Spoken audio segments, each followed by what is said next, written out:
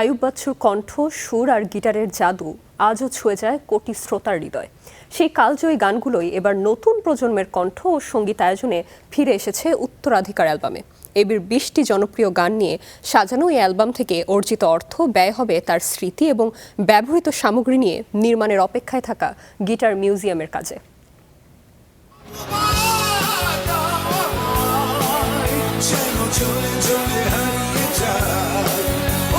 আয়ুব বাচ্চুর গাওয়া জনপ্রিয় গানগুলো এখনও মানুষকে আবেগে ভাসায়। তার কালজয়ী এমন 20টি গান নতুন কণ্ঠ ও সঙ্গীত আয়োজনে প্রকাশ পেয়েছে উত্তরাধিকার অ্যালবাম, যে অ্যালবাম থেকে অর্জিত অর্থ যাবে গিটার মিউজিয়াম নির্মাণের কাজে। 16ই আগস্ট আয়ুব বাচ্চুর জন্মদিন উপলক্ষে এক সংবাদ সম্মেলনের মধ্য দিয়ে সিডি ও ডিজিটাল মাধ্যমে মুক্তি পায় উত্তরাধিকার শিরোনামের অ্যালবামটি, যেখানে উপস্থিত ছিলেন অ্যালবামে কণ্ঠ দেওয়া শিল্পীরাও। বাচ্চু ভাইয়ের সাথে আমার কখনো পার্সোনালি দেখা হয়নি, এটা আমার জীবনের জন্য একটা অনেক বড় দুঃখ। এবং আরেকটা দুঃখ যে উনি আমাদের সোনার বাংলা সার্কাসের জন্ম ওনার মৃত্যুর পরে, সো উনি আমাদের গান শুনে যেতে পারেননি। এখন ফার্স্ট টাইম আমি চাঁদমামা গানটা শুনে আমি লাইক ওয়াও, মানে এত ইন্টারেস্টিং লিরিক্স, এত ইন্টারেস্টিং কম্পোজিশন, মানে আমি কেমনে শুনলাম না।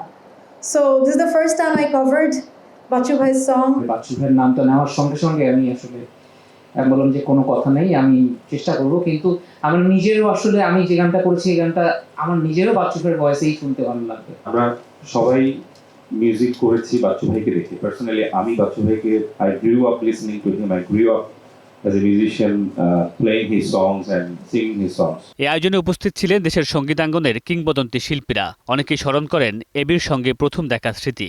বলেন, বাচ্চু কয়েক প্রজন্মের শিল্পীদের উৎসাহিত করেছেন গিটার বাজাতে। ওর সাথে আমার যখন যেখানে যেই অবস্থায় যেরকম পরিস্থিতিতেই দেখা হোক না কেন, ও এসে আমাকে গলা মেলাবে, আয় দোস্ত কেমন আছিস বলে আমাকে জড়ায় ধরবে। That feeling, that makes him already close to me. যে দোস্ত দুজনে মিলে চলো একটা ইনস্ট্রুমেন্টাল করি। আমরা একদিন বসে কথা বলছি অনেকক্ষণ, কিছু কর্ড বাজাইছি, কিন্তু পরে আর এটা হয়ে ওঠে না ব্যস্ততার জন্য। এটা একটা দুঃখ। আয়ুব বাচ্চুর স্ত্রী বলেন, বাচ্চুর গিটার প্রীতির কথা ভক্তদের অজানা নয়।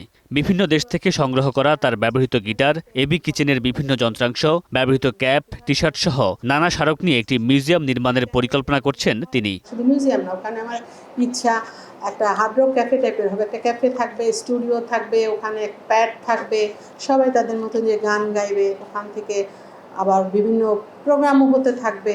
ভক্ত আর শিল্পীদের প্রত্যাশা, কালজয়ী গানগুলোর মধ্য দিয়ে প্রজন্ম থেকে প্রজন্মে বেঁচে থাকবেন আয়ুব বাচ্চু।